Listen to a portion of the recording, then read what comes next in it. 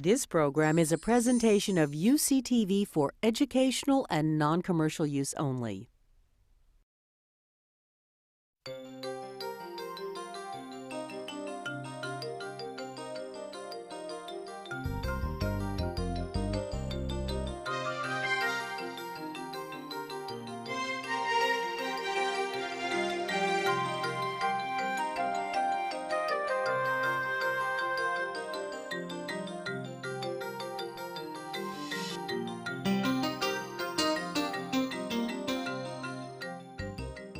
I'd like this afternoon to examine some of the variations that have been played on the themes of an ideal education and an ideal university over time, and to ask how these have affected and continue to affect our debates over the structures and purposes of liberal learning.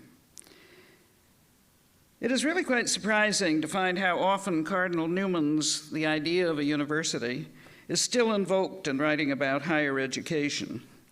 The belief that such an idea should guide the forms and reforms of universities remains seductive, even as it would seem challenged by the reality of today's very intensely multitasking university. Nonetheless, the search for an ideal, both substantive and unifying, goes on. The idea of a university has a history of its own, and that is a history much older than the university itself. Much shorter than that of the university itself. One can perhaps generalize to some conception of a university from the organization and practices and courses of study of the medieval universities and their successors. But those who later ascribed an idea to the medieval university were using that institution quite unhistorically, as an exemplary or symbolic precedent for a complex of ideas that was actually born much later, in order to try to assert a continuity that could help lend the weight of apparently unbroken tradition to programmatic aims quite unknown and quite unthought of in earlier centuries.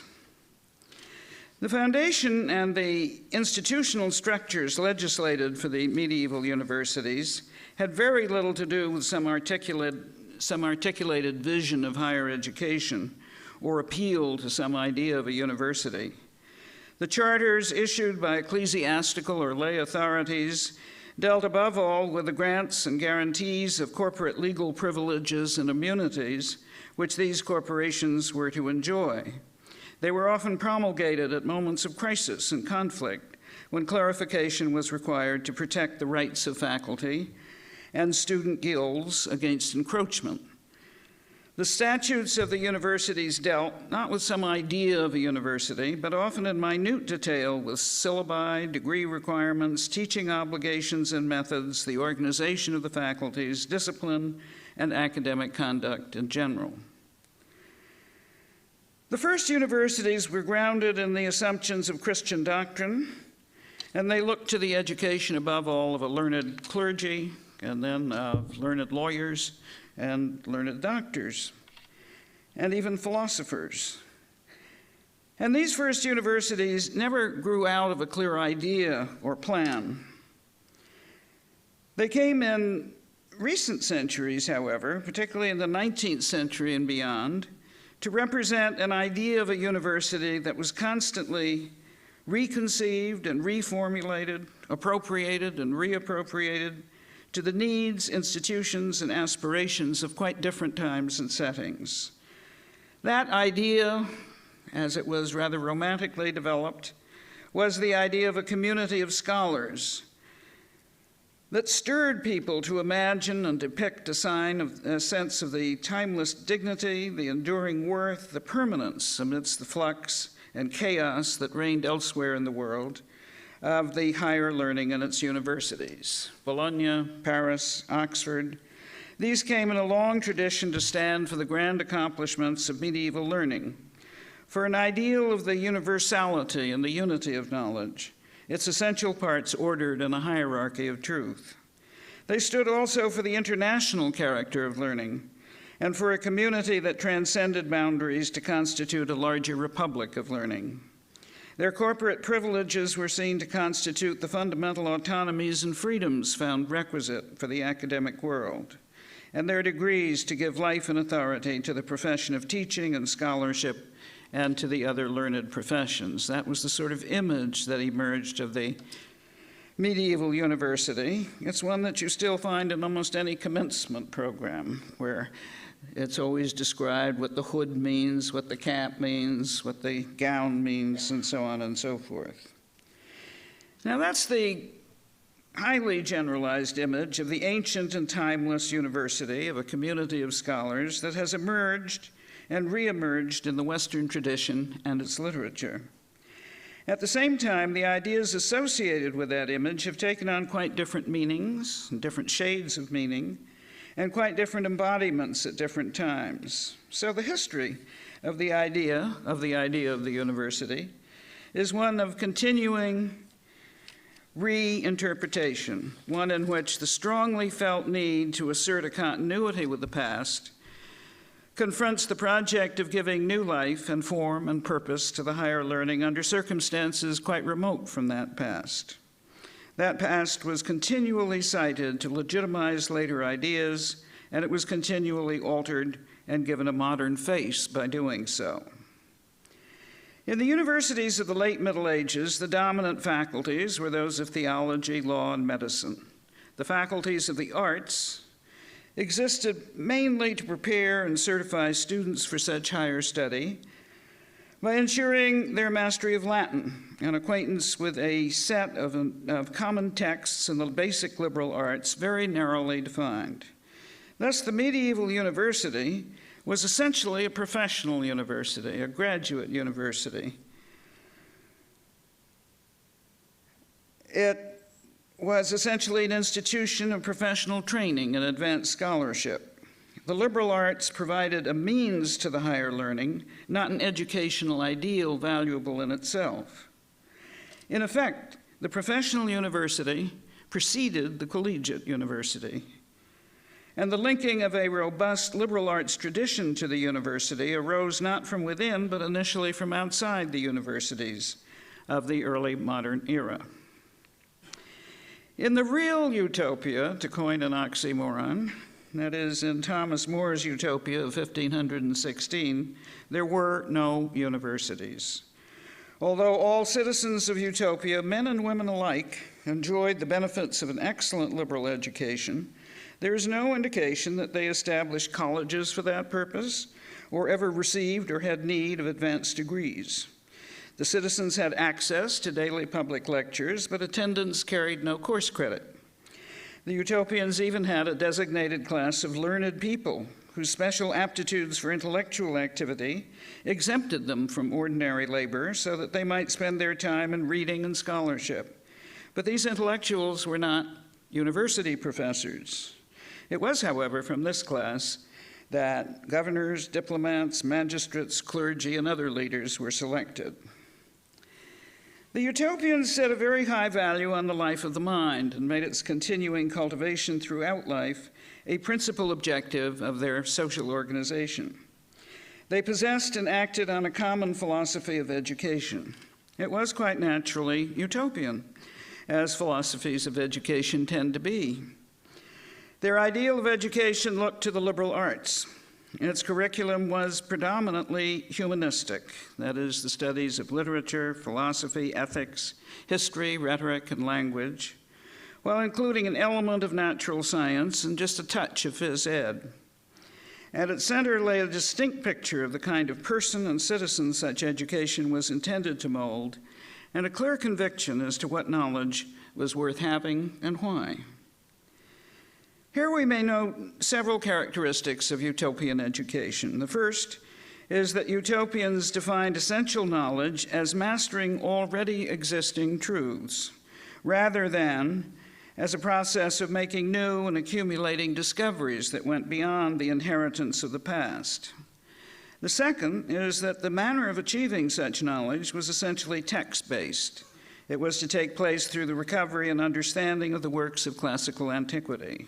Finally, The reading of such texts was an education in the subjects regarded as together, encompassing a kind of unity in which all the subjects were related to one another, and each represented a particular approach to the same set of truths which the liberal arts as a whole encompassed. And it's this humanist version of education that shapes the culture of Utopia. It represents the humanists' alternative to what they believed a misguided and useless, even harmful kind of intellectual activity dominating what they saw as the contemporary university system. The humanists of the Renaissance stood for an ideal of education initially intended for the schools, that over time came to shape an idea of the collegiate university and its function in training the individual of general competence, the thoughtful citizen, the cultivated person. They felt themselves on the defensive against a university culture that they thought directly opposed to these ideals.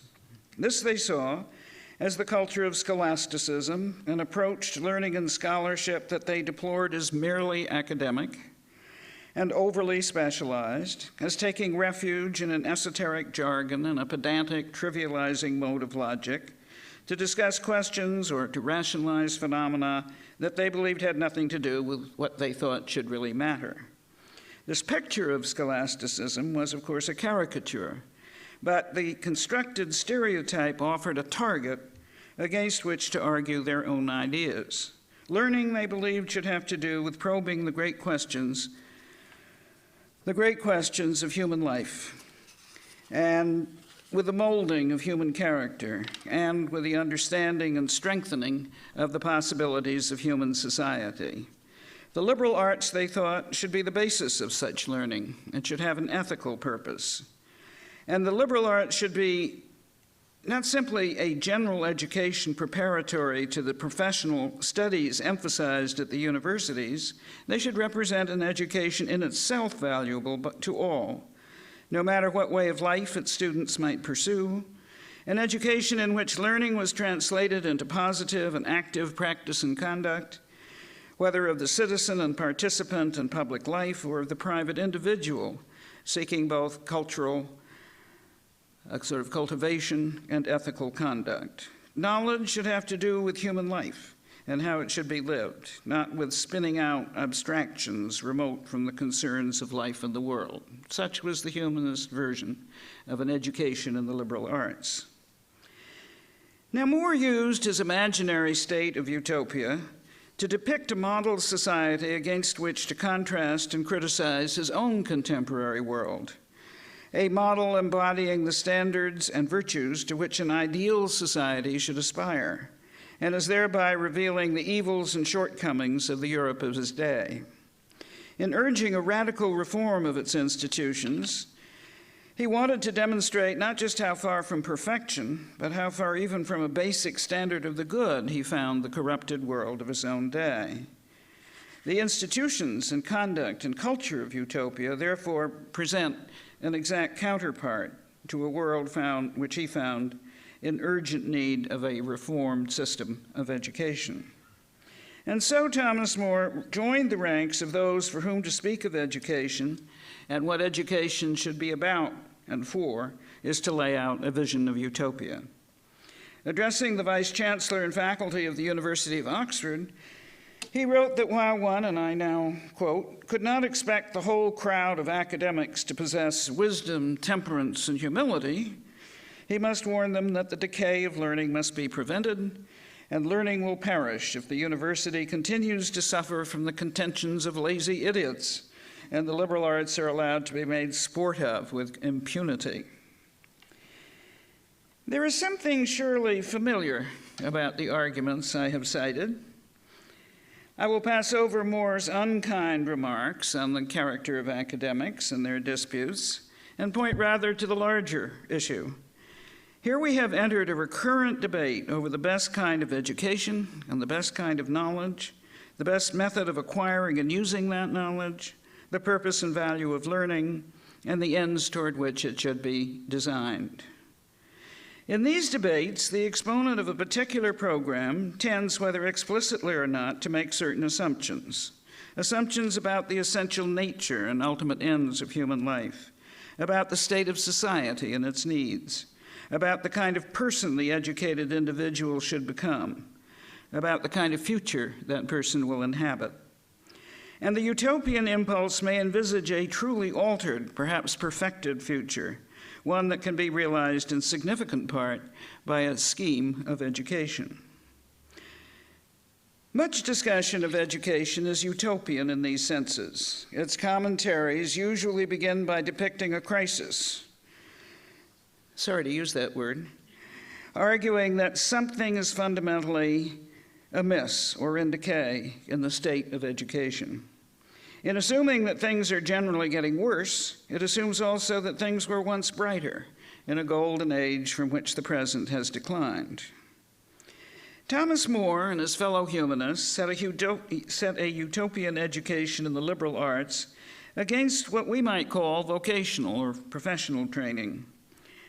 They set a general education against specialized or technical learning, and education for life against intellectual activity undertaken for ends that were, in their opinion, scarcely relevant to the goals of building ethical character and active commitment to the public good. In protesting the scholarship pursued at the universities, they were making their statement about the knowledge most worth having and asserting that a liberal education could be a means to the reform and sustenance of a now decayed society and a path toward acquiring a genuine wisdom in place of an abstruse and worthless learning. As the humanist program came to penetrate the university faculties of the arts, and as the demand for lay higher education grew, the collegiate idea began to grow within the universities, but without yet creating a new idea of the university per se. For the universities retained their essentially medieval organization and its priorities. Increasingly, in the early modern age of religious warfare, the universities became the homes of endless theological controversy and pervasive orthodoxy, and there arose a kind of new scholasticism that permeated the humanistic as well as the theological domain. The goals of humanistic scholarship became, so to speak, more academic, in spirit more closed and defensive of tradition as such. It is not surprising that the great intellectual revolutions of the 17th and earlier 18th centuries were not in the main to emerge within the universities. It was not the universities that produced the scientific revolution. It was not the universities in which the great ideas of the Enlightenment were forged. To the extent that one might search for the idea of the university as one centering around the liberal arts then, it is only partially to be found in the universities of early modern Europe. Despite the huge influence humanism exercised on learning in the faculties of the arts in that era, and despite the almost sovereign role of the colleges at Oxford and Cambridge, it was to be some time before the liberal arts idea would hold a vital dominance in the idea of a university. When it did come to do so, the arguments for liberal learning retained much of the original humanist flavor. In his idea of a university, Cardinal Newman gave lasting language to the assumption that the university should embody an idea, a set of beliefs about the knowledge most worth having, the kind of person education should seek to develop, and the kind of institution in which education went forward. He proposed an idea of a university founded on a largely traditional conception of the liberal arts with the humanities at their center, one that excluded research, locating the discovery and advancement of knowledge in separate academies, and confining the university to the function of teaching. What has continued to appeal about his view and is constantly recalled while being pulled and stretched almost out of recognition to fit a very different academic environment is his insistence on a broad or general education in the liberal arts in an institution dedicated to a civilizing cause and looking rather like an idealized model of an Oxford college. It is striking to observe the ways in which Newman's language has been invoked to speak for an idea of American liberal education and of the American university itself, so very differently conceived and constituted from those that Newman himself envisaged. Newman's idea of a university has significant associations with the past, while simultaneously assimilating and expanding a collegiate ideal of his own time that he placed at the heart of what he would have called a true university. And his true university, asserting both the unity of knowledge and the value of learning for its own sake, represented an idea in opposition to the kind of university that Newman saw elsewhere beyond the ancient foundations of Oxford and Cambridge. Its first object was intellectual. Newman's university was anti-utilitarian in essence, but it promised practical social benefit as well by training good members of society, educated gentlemen who would lead and enhance the culture of their society. And this collegiate ideal stands in contrast to the conception of a university given shape in the founding of Wilhelm von Humboldt's University of Berlin earlier in the century. That idea was that of a graduate university rooted in a liberal humanistic philosophy that looked to a breadth of basic scholarship whose different parts together illuminated a coherent universality of thought and learning to be expanded and pursued for their own sake at the highest intellectual level. Humboldt's idea of a university celebrated an ideal of Wissenschaft, a kind of learning and cultivation both broad and deep, with research carried out to extend knowledge itself through new discovery and interpretation, and with students initiated into the grand tradition of scholarship through advanced study in a given field. The institutional form of this university required academic freedom for professor and for student alike, so that the goal of intellectual creativity, the following of rigorous investigation and analysis wherever these might lead, could be fully encouraged and realized. This was the scholarly university. And such freedom now became an essential dimension of an idea of a university. The ideal of intellectual freedom came not to replace, but to loom over that of the liberties provided by the corporate privileges and legal immunities granted the medieval universities and their successors. Institutional autonomy now became an essential means for securing and sustaining the end of intellectual freedom at the university's center. Such corporate freedom was now vital to the university's main work, that of scholarship, research, and advanced training carried on by its individual members. This idea of a university dedicated primarily to research and graduate education, an institution where knowledge might be searched out and advanced unfettered by utilitarian considerations or by the orthodoxies of other traditions or by the pressures of state control or by the demands of elementary collegiate instruction. All that came to have a powerful hold on those who saw the 19th century college or university as moribund institutions badly in need of reform. And nowhere was this influence more compelling than in the case of those American academic figures who spent some time, especially in the mid-19th century, at German universities. By that day, the course of American higher education had been set toward pluralism and decentralization, with a mix also of public and private. There were those who, in the early days of the Republic, had argued for a federal university that would train the nation's future leaders and help create and instill a common culture. But that was not to be, at least outside the military academies. The state of private higher education generally reflected its origins in religious tradition, a sectarian spirit, and a narrowly collegiate curriculum. The university movement of the later 19th century, as it gained momentum, conceived an idea of a university quite removed from the dominant collegiate model, with its self-conception as the home of inherited learning and its transmission. It advocated a new focus on scholarly investigation and discovery, a wide embrace of all the emerging and newly created fields of knowledge and study, including modern languages and literatures, and above all, the introduction of science and scientific research. The reform of higher education would entail the transformation of already existing colleges into universities and the founding of entirely new ones. The old collegiate model was now vigorously challenged as failing to produce truly educated graduates, as a narrow and atrophied form of rote learning of little use, as unsuited to meeting the significant needs and interests of a new age, and ludicrously unresponsive to the needs and developments of the contemporary world. That was the critique of the collegiate model of the mid-19th century. The old humanist view of the liberal arts was giving way to very different ideas, of course, of their content and educational role.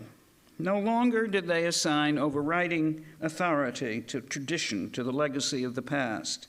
They looked instead to the authority of science and to the belief in an infinitely expanding universe of discovery. The intellectual revolution by which the authority of science came to replace that of tradition in the universities had profound consequences for all academic fields, not least the humanities, once the reigning subjects of the liberal arts. The liberal arts were no longer simply grounded in texts thought to contain an essential unity of truth. They found their focus rather in the various methods of inquiry associated with disparate categories of learning. The classical texts might represent important sources of culture, but they were to be given critical scrutiny. The modern view sees the liberal arts as literally liberating, as freeing the mind from unexamined opinions and assumptions to think independently and exercise critical judgment, to question conventional doctrines and inherited claims to truth, to gain some skill of analysis and some capacity to deal with complexity, to embrace a certain skepticism in the face of dogma, and to be open to many points of view. These ideas came increasingly to shape the directions of liberal education in the universities and colleges. An idea of a university as comprehending a whole universe of learning at every level now became the distinctive type, albeit with many variations, for the American university. It is common to see the development of the American university as combining the two strands of an English collegiate tradition and a German research model, but this interpretation should not be overstated. Despite the influence that each exerted, such models could not have been simply grafted on to the diverse institutions already present in a distinctive American culture. The role of land-grant universities, for example, necessarily had to take account of the ideal of direct service in which their public supporters and beneficiaries, to which their public supporters and beneficiaries might be entitled. American universities from the outset tended to view themselves as endowed with more than a single purpose. In essence, the multiversity was born already with the universities of the 19th century. As early as 1851, Henry Tappan, who was soon to be president of the University of Michigan, wrote as follows: "How simple the idea of a university, an association of eminent scholars in every department of human investigation, together with the books embodying the results of human investigation and thinking, and all the means of advancing and illustrating knowledge. How simple the law which is to govern this association, that each member is a thinker, investigator, and teacher, shall be a law unto himself in his own department." Tappan cited as his models the University of Paris, the German universities, and the universities of England before he said they were submerged in the colleges. He called them cyclopedias of education. His idea of a university placed comprehensiveness of knowledge, including practical learning, at its center. The university was to be a beacon of civilization for the entire society and an instrument for elevating the nation's culture. It would possess every good, from libraries and laboratories to art museums and botanical gardens, that could conduce to the preservation and advancement of the sciences, letters, and arts. There would be no conflict between the scientific and the humanistic, or between knowledge pursued for its own sake and applied knowledge. The intellectual and the utilitarian would exist in harmony. Tappan expressed an enormous faith in the power of scholarship and trained intelligence to work progressively for the greater good.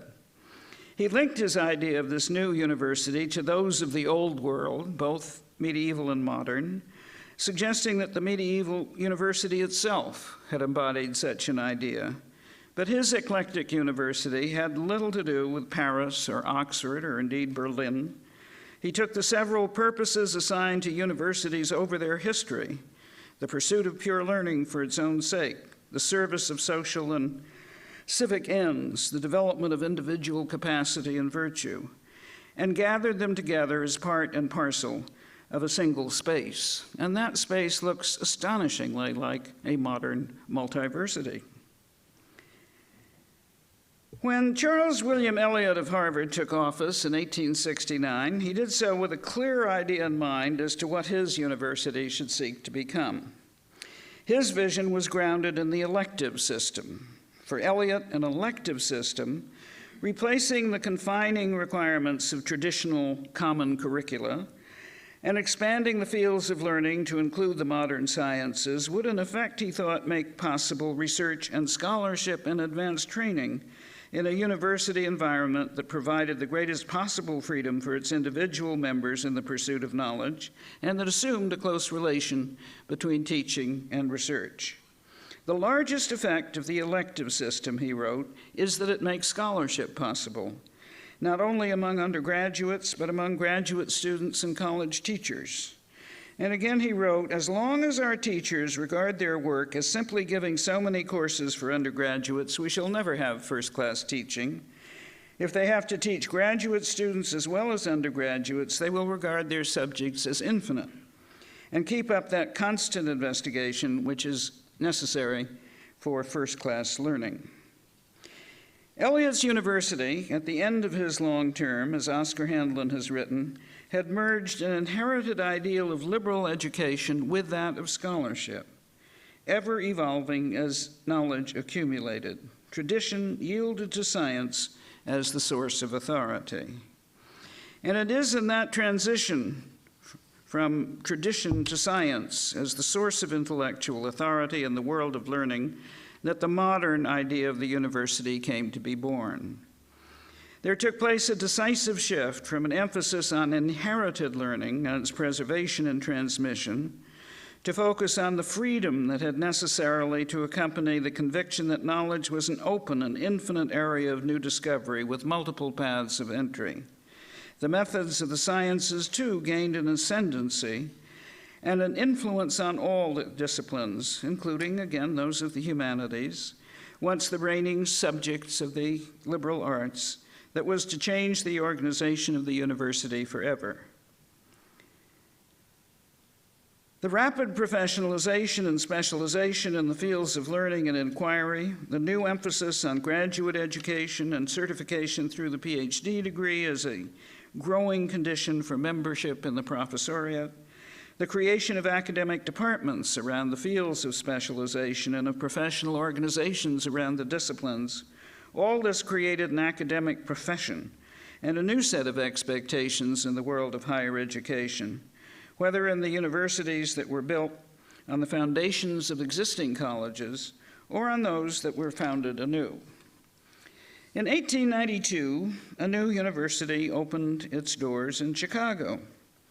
Its president, William Rainey Harper, had started by writing down an entire blueprint covering every detail of its program and organization. Usually he had about 60 tasks that he wrote down to be performed each day. I have a plan, he wrote, for the organization of the university which will revolutionize college and university work in this country. It is brand splinter new and yet as solid as the ancient hills. It is expected that the university idea is to be emphasized. It is proposed to establish not a college, but a university. It is only the man who has made investigation who can teach others how to investigate. Promotion of younger men will depend more largely upon the results of their work as investigators than upon the efficiency of their teaching, although the latter will by no means be overlooked. Have you ever heard that before? In other words, it is proposed in this institution to make the work of investigation primary, the work of giving instruction secondary. Harper's University was sometimes referred to by contemporary doubters as Harper's Bazaar, and it envisaged not only a range of graduate and professional schools, but a major program of extension and continuing education and a university press as integral to its mission. And his ideas did not appeal to everyone, and 5 years later, Harper felt he had to reply to his critics. He said, "There has been a feeling on the part of some that the institution has not conserved sufficiently the traditions of the past. These friends, if they are friends, have forgotten that it is in the nature of a university to occupy the advanced positions, that a university, if it will justify its name, must be a leader of thought, and that however cautious and conservative may be the policy of such an institution, the great majority of men are accustomed to follow far behind. It cannot be expected that such will sympathize with those whose responsibilities force them to the forefront in the great and continual conflict of thought." It was in the same year that Princeton celebrated its 150th anniversary and officially declared itself a university. It had been the College of New Jersey before it became Princeton University. And the faculty speaker for the celebration of this event was Professor Woodrow Wilson. He delivered an address that could almost have been a reply to Harper's words in a speech that deplored the loss of tradition and its stabilities to the aggressive force of a new and unsettling academic environment. Wilson struck at the spirit of scientism and the sterile academic specialization that he thought had invaded the higher learning. He said, "I am much mistaken if the scientific spirit of the age is not doing us a great disservice, working in us a certain degeneracy. Science has bred in us a spirit of experiment and contempt for the past. Can anyone wonder that I ask for the old drill, the old memory of times gone by, the old schooling and precedent and tradition, the old keeping of faith with the past, as a preparation for leadership and days of social change? We have not given science too big a place in our education, but we have made a perilous mistake in giving it too great a preponderance in method and every other subject of study. We must make the humanities human again, must recall what manner of men we are, must turn back once more to the region of practicable ideas." Wilson's words remind us that from the outset, the emerging universities of the late 19th century attracted fierce debate over the relative positions of the sciences and the humanities, of academic inquiry and liberal learning in their work of education and research. The driving norms for the standards of research, whatever the field, were meant to be scientific, investigatory, critical, professional, and disciplinary. To some extent, these norms had already transformed humanistic scholarship as the organization of departments and graduate study, and the growing specialization of the disciplines swept up the humanities. In opposition, there were those who lamented these developments as threatening to kill the spirit and the purpose of a university culture that should find meaning and worth in humanistic roots and goals. They grieved over what they saw as the disintegration of a once unified curriculum and deplored the attention and deference accorded the natural sciences and the newer social sciences as well, as the mounting professionalization and specialization that affected both teaching and the growing status of research. They believed that a general or liberal education was in peril of succumbing to the practical and scientific, and that the prospects for the universities as beacons of a civilizing mission were in sharp decline.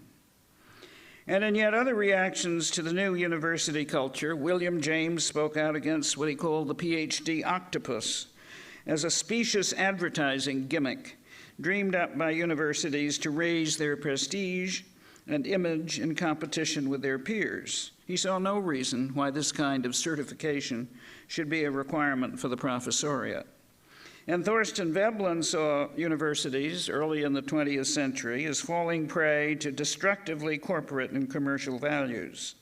Arguing passionately against the commercialized university, he defined the idea of a university as follows: A university is a body of mature scholars and scientists, the faculty, with whatever plant and other equipment may incidentally serve as appliances for their work. The university of his day, in his view, had veered off course by falling into the hands of businessmen and subjected to management by business principles and practices that corrupted and distorted the true ends of an institution that should be devoted to the advancement of learning per se.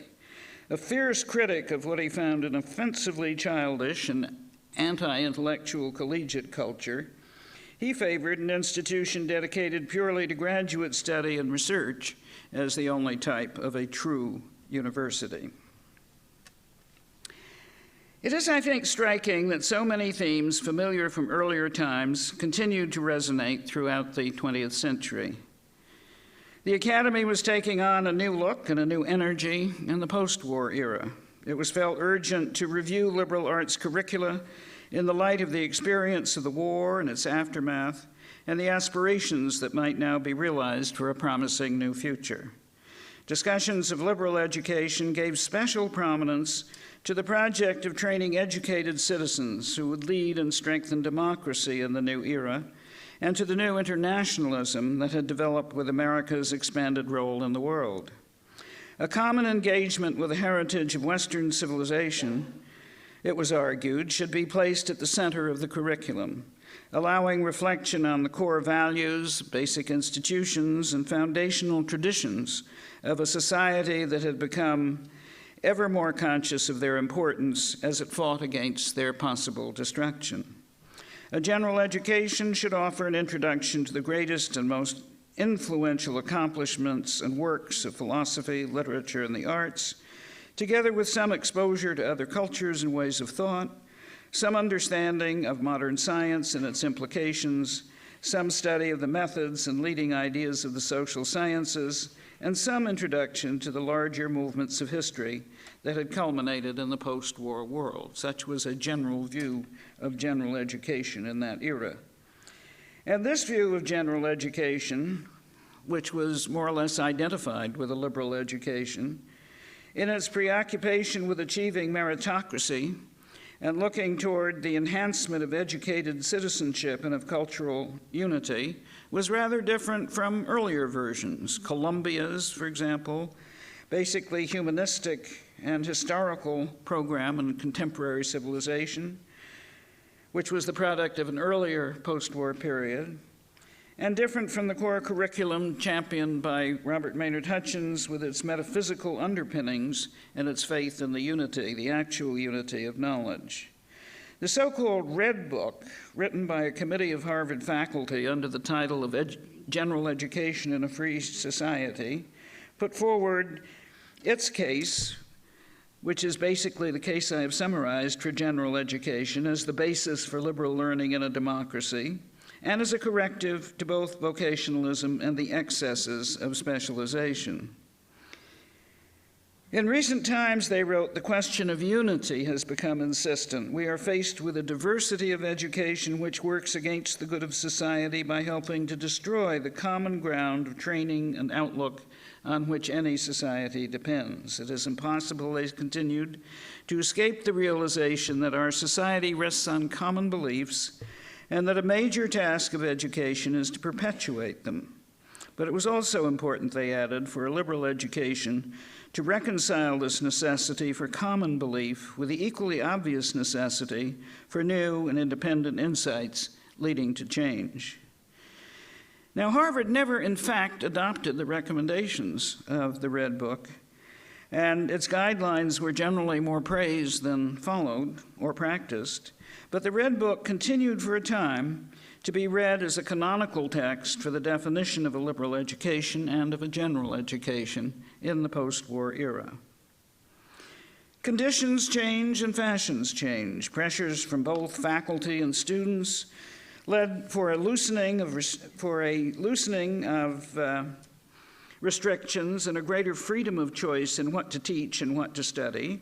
In short, pressures for something more, again, like a fuller elective system, soon led to curricular changes in many institutions that had adopted basic requirements. In response, there arose widespread criticism of what some feared an alarming disintegration of standards and a loss of educational purpose. In addition, the rapid expansion of universities in the post-war era caused growing anxiety that undergraduate education was being subordinated to research and graduate training in the general priorities of higher education. Anxieties that there might be indeed an inherent conflict between teaching and research, and that respect for teaching and any hope for curricular coherence were in fact losing out.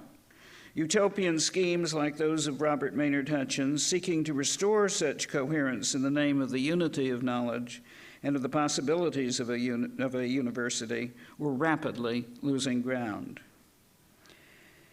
The wave of radicalism that swept the campuses from the mid-60s into the earlier 70s intensified the demand for students' freedom of choice and the elimination of requirements.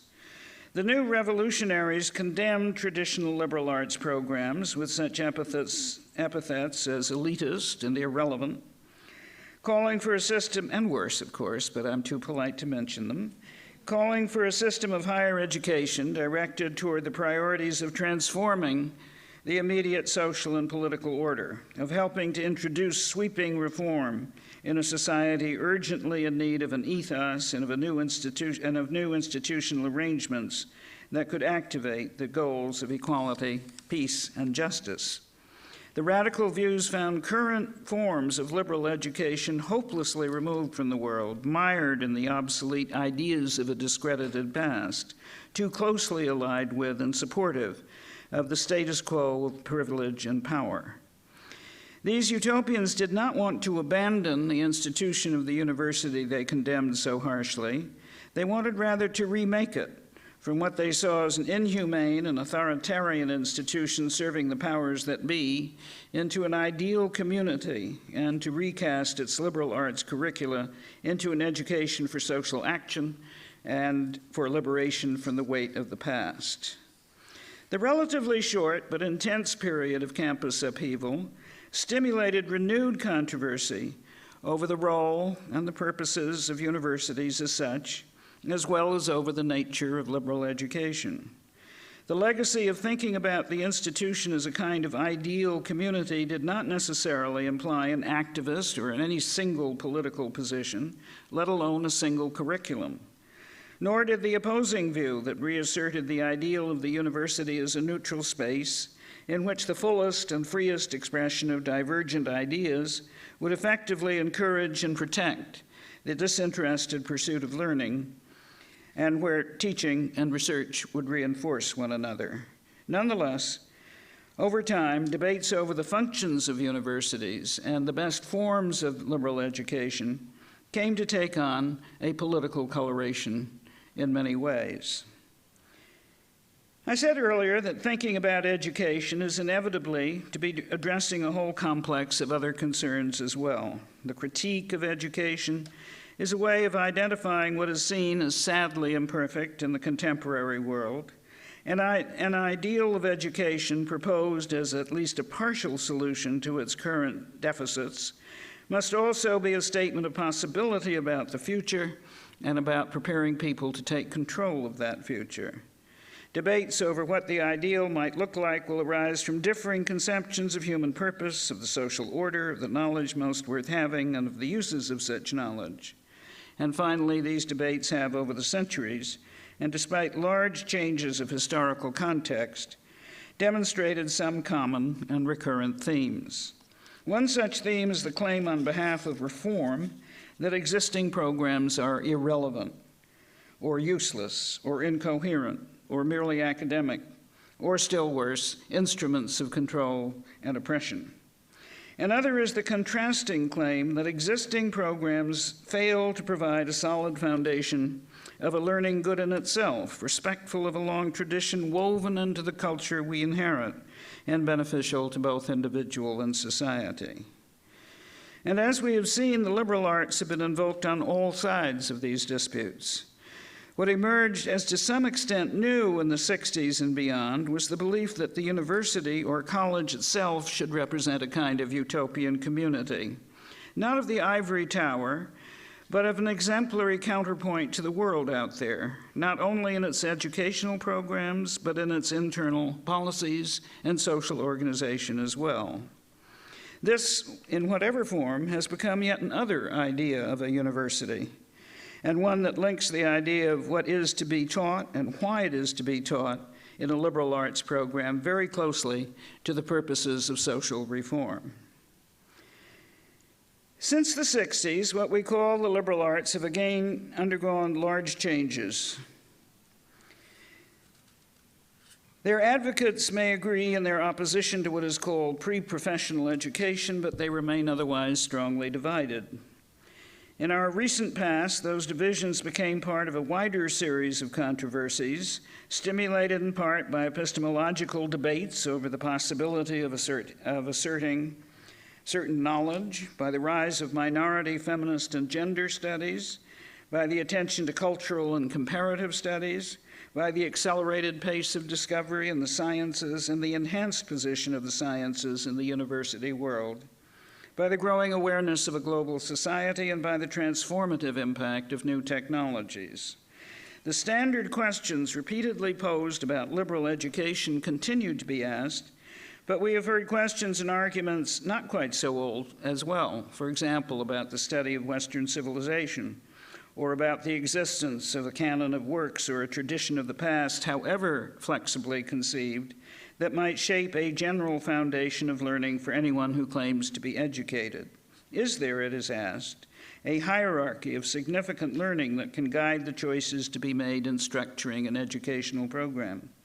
Or should one emphasize rather the difficulty of making such judgments and assume the essential relativity of cultures, thought, and beliefs? If so, what best set of options can be found to comprise a liberal education, and by what criterion should those be chosen, and to what end? In selecting what is to be taught, should more attention not now be paid to the global character of our world, to the issues of diversity, to groups and subjects previously ignored or marginalized, and to the social consequences of higher education as it has been practiced? And in the still increasing specialization of learning, how can the teaching of the humanities, which once gave birth to a broad conception of the liberal arts and their value, be restored to their rightful place? By rightful place, I mean that however inclusive the curriculum, however weighty or compelling its work in the natural and social sciences, which are fundamental, still this humanistic spirit belongs at the core of a liberal education. But the understanding of the humanities is altered with an increasingly professionalized character of scholarship in the humanistic disciplines, and also with the enlargement of content included at least in part under their umbrella. Popular culture, minority, ethnic, and gender-related subjects in the large interdisciplinary category of cultural studies, and these have greatly enriched the humanities. There has appeared a growing gap, however, between the professional preoccupations of many academic humanists and the expectations of those who may see in the specialized humanities a new kind of scholasticism with its own vocabulary, not a path to the exploration of the perennial questions of life and history that was once envisaged at the core of a humane educational philosophy. And here to the point are some words of Irving Howe, a fierce, old-fashioned radical who was writing looking back at his experience of liberal education at the City College of New York. He wrote, "Knowledge of the past, we felt, could humanize by promoting distance from ourselves and our narrow habits, and this could promote critical thought. Even partly to grasp a significant experience or literary work of the past would require historical imagination, a sense of other times, which entailed moral imagination, a sense of other ways. It would create a kinship with those who had come before us, hoping and suffering as we have, seeking through language, sound, and color to leave behind something of enduring value." Now today, of course, other concerns, particularly ones arising out of economic crisis, are supplanting these issues at center stage, although these issues have not disappeared. A new wave of educational debate has arisen from the questions of the costs and the outcomes of higher education. And here, once again, the humanities will find themselves on the defensive against a strengthened utilitarianism and against the background of the long decline of confidence in the value of the humanistic enterprise, and some decline of confidence and understanding of why a liberal arts education makes sense. A survey published last year by the Higher Education Research Institute at UCLA found that the proportion of professors who believe it very important to teach undergraduates to become agents of social change is substantially larger than the proportion who believe it important to teach students the classic works of Western civilization. The director of the institute said that the large gap, which is about 58% to 35%, reflects a shift from the abstract to the practical. She wrote, "The notion of a liberal education as a set of essential intellectual skills is in transition. It's also about social and personal responsibility, thinking about one's role in society and creating change." And so, it seems, the state of the liberal arts is being shaped not only by the vocational preoccupations of the moment, but by an agenda that emphasizes the student's total experience rather more than his or her intellectual development as the point of a college education. So if she is right, then the collegiate idea of the university has moved yet further from its traditional center in the liberal arts. At the same time, the work of the universities has moved toward still greater specialization and subspecialization in the disciplines of learning. Even the current emphasis on encouraging more interdisciplinary work is to some degree an opening to new and indeed very interesting and fruitful forms of specialization, new forms of specialization. In addition, universities have come in recent decades to take on even more functions outside their immediate academic mandates than Henry Tappan could ever have dreamed of. I would argue that in this world of specialization and fragmented attention, the liberal arts become even more important, both to provide some core of a general education and to enrich the study and understanding of the specialties themselves in the spirit of that larger intellectual framework that makes even a multiversity a university. And so, as you can see, I'm rapidly returning into my own utopia. And in my utopia, we would certainly have universities. They would be of rather different kinds, with some somewhat varied mixes of purpose, each more selective and all more clearly differentiated among themselves than they are today. And they would not be research institutes, although they might well host or be hosts for some. Nor would they be merely disconnected collections of professional schools with a college attached. Education would never be a secondary purpose, and the spirit of liberal learning in the broadest sense would inform the disciplines as a whole. Their unifying cause of these universities would lie in fidelity to an educational and scholarly imperative that makes them, what other institutions are not primarily commissioned to be, the homes of intellectual cultivation and reflection, and of the preservation and advancement of learning for the long term. And that's my utopia. Thank you.